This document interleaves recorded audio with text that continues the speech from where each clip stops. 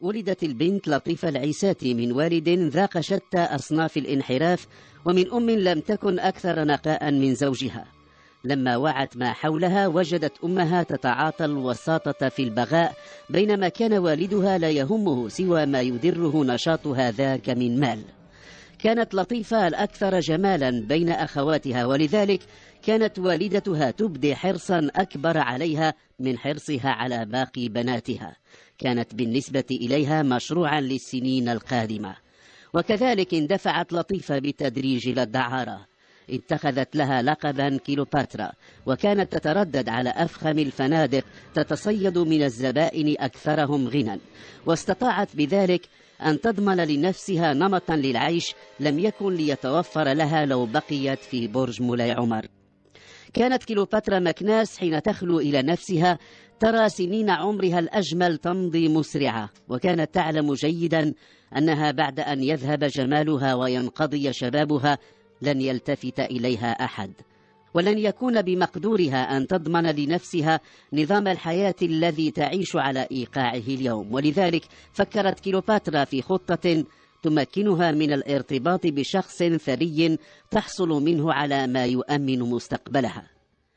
في أحد الفنادق الفاخرة بمكناس كان يلتقي كل مساء جمع من المقاولين وكبار التجار ورجال الأعمال. كانوا متعودين على الجلوس حول مائدة في ركن معلوم من بهو الفندق، لم يكونوا يغيرون مكانهم إلا نادرا. وكان بين تلك المجموعة رجل ستيني كما يبدو من مظهره، وقد لاحظت كيلوباترا أنه يبدي اهتماما بالحسنوات، وإن كان يحرص على إخفاء اهتمامه ذاك. وقد رمقته أكثر من مرة وهو يتابع تلك الفتيات المتمخترات والمختالات في مشيتهن. يوم قررت كيلوباترا تنفيذ خطتها لبست أجمل ما لديها من ثياب، واتخذت لها تسريحة شعر متميزة، ثم انتظرت حتى أيقنت أن ذلك الجمع من أغنياء المدينة قد التأم، ودخلت الفندق تختال. انتدبت لها مكانا في زاوية مقابلة للجمع، وكان صاحبنا الستيني قد لاحظ دخولها وفتن بها وهي تمشي إلى مقعدها، وقد ظل يرقبها وهي تتجاهله وتتظاهر بتصفح مجلة أخرجتها من حقيبتها اليدوية. وفي لحظة ما التقت نظراتهما. ابتسم الستيني ابتسامة لم تخل من حماس، ردت هي بابتسامة حرصت على أن تبدو خجولة، وما كان لها من قصد إلا أن تلهب مشاعر الستيني. جاء النادل إلى مائدة كيلوباترا، كانت زبونة معروفة لديه. سألته عمن يكن الرجل الستيني، نظر إلى الجالسين في الركن المقابل بحذر، ثم قال: ألا تعرفينه؟ إنه الحاج المختار تومالي، صاحب معامل خياطة الملابس الجاهزة الموجهة للتصدير. لم تعقب الحسناء، صمتت، طلبت قهوة بحليب، ثم مضى النادل. نظرت جهة الحاج المختار فرأته يركز نظره عليها، ابتسم مرة أخرى، ردت هي بابتسامة. لما جاء النادل أعطته ورقة كتبت فيها رقم هاتفها، وطلبت منه أن يمدها دون إثارة انتباه إلى الحاج المختار. تناولت قهوتها ثم نهضت وغادرت بهو الفندق. قبل أن تخرج التفتت مرة أخرى إلى جهة الحاج المختار تومالي، وجدته ينظر إليها مشدوها. تعمدت أن تختال في مشيتها، لوحت له بكفها ثم اختفت. كان الحاج المختار يود لو يلحق بها، ولكنه لم يكن يريد أن يثير انتباه جلسائه. تحين النادل اللحظة التي كان سيدفع فيها الحاج المختار ثمن ما تناوله مع أصحابه، ودس في يده تلك الورقة الصغيرة التي تركتها له كيلوباترا.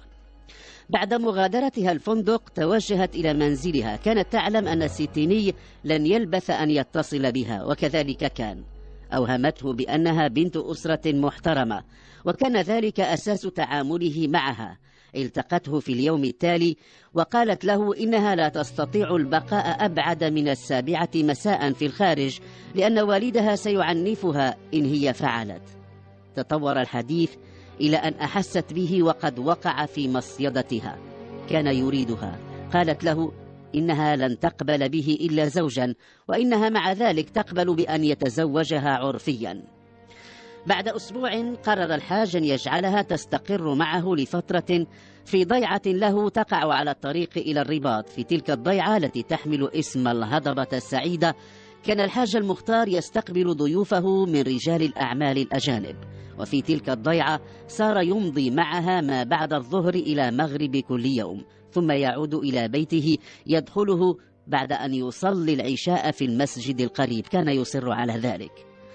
ذهبت كليوباترا بعقله وصار يرى أن ما مضى من عمره كان حرمانا في حرمان.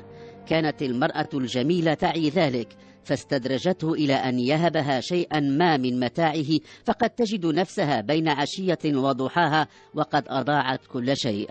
طالبته بأن يهبها الضيعة، فكر ثم قرر أن يهبها لها، وقد استشار صديقا له في الأمر بعدما باح له بسر علاقته مع كليوباترا. رأى الصديق وكان يعمل عدلا أن الحاج المختار ماض في اتجاه غير سليم، نصحه أن يجعلها لها هبة. قال له إن الهبة لا تصبح نافذة إلا بعد انقضاء سنة أو في حال الوفاة، وذات يوم جاءها بالوثيقة. تفطن الابن الأكبر للحاج المختار وكان ساعده الأيمن في إدارة الأعمال إلى أن شيئا ما يحدث. لقد صار الحاج يتغيب عن البيت مرات كثيرة ولأيام وأسابيع بذريعة السفر من أجل إنجاز الصفقات. ولما رأى أن الحاج ماض في ذلك الاتجاه استعان بخدمات مفتش للشرطة متقاعد وكلفه باستجلاء الأمر. وقد تمكن المفتش من اكتشاف أمرين، أولهما أن الحاج وقع في علاقة غرامية مع كليوباترا مكناس، والأمر الثاني أن تلك المرأة تستقبل كل مساء في الضيعة من كان عشيقا لها منذ أيام برج مولاي عمر. وقد راعى الابن ما اكتشفه المفتش الذي أبلغه بعد أيام بأن الحاج وهب كليوباترا ضيعة الهضبة السعيدة. قرر ولد الحاج المختار التحرك وصار يلازم والده في محاولة لمنعه من الذهاب إلى كليوباترا. أحس الحاج بأن ولده يراقبه وعبر له صراحة عن انزعاجه من ذلك، ولكن الولد رد بأنه يخاف عليه من تلك التي هو مرتبط بها. صدم الحاج المختار، ولكن ولده استرسل قائلا له أن يغير مواعيد ذهابه إليها حتى يكتشف بنفسه أنها تخونه مع عشيقها القديم. لم يصدق الحاج المختار ما قاله ولده، ولكنه غير رأيه لما توجه إلى الضيعة في اليوم التالي. تصرف بشكل طبيعي ثم غادر الضيعة. غادرها ليعود إليها بعد ساعتين حيث وجده معها. عاد الحاج إلى منزله وقد علمت كليوباترا أن أمرها قد افتضح. ساءت الحالة الصحية للحاج المختار ونقل إلى المستشفى حيث بقي عدة أيام. مضت كليوباترا تستشير محاميا في قضية ثبوت الزوجية والميراث، ثم سألته عن الهبة. قال لها إنها تصبح نافذة بعد عام أو إثر وفاة الشخص الذي وهب. لما التقت عشيقها القديم واسمه عزيز الفنان تباحثت معه الأمر، واستقر الرأي على أن يتولى هو قتل الحاج المختار حتى تستفيد هي من الهبة. بعد يومين وعيد 10 ليلا من 18 من شتنبر من العام 2500 تسلل إلى المصحة حيث كان يرقد الحاج المختار رجل يرتدي وزرة بيضاء ويحمل حقيبة سوداء. ادعى للبواب أنه الطبيب الذي تمت المناداة عليه لمراقبة الحالة الصحية للحاج. تسلل إلى غرفته وأخذ وسادة خنقه بها. حاول الرجل الدفاع عن نفسه ولكن بلا جدوى. في الصباح لما جاءت الممرضة تتفقده وجدته ميتا.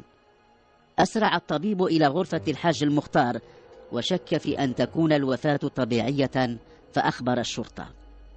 مكنت المعاينة التي قام بها الطبيب الشرعي من ترجيح فرضية أن الرجل قتل خنقا، كما مكنت من اكتشاف شعيرات في أظافر يده كانت سوداء لم تكن له هو الذي ابيض رأسه شيبة. تم إرسال الشعيرات إلى المختبر وبدأ استجواب الممرضين والأعوان.